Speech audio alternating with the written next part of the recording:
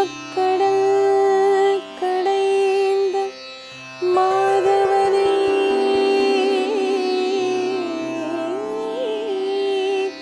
கேசவனை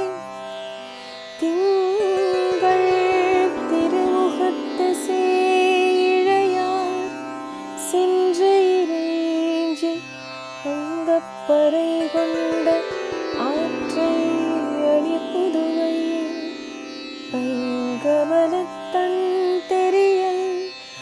பட்டர் பிரான் கோதை சொன்ன சங்கத்தமிழ் மாலை முப்பதும் தப்பானை இங்கு இப்பரிசுரைப்பார் ஈரிரண்டு மால்வரை தோள் செங்கண் திருமுகத்து செல்வத் திருமாலாய் எங்கும் திருவருள் பெற்று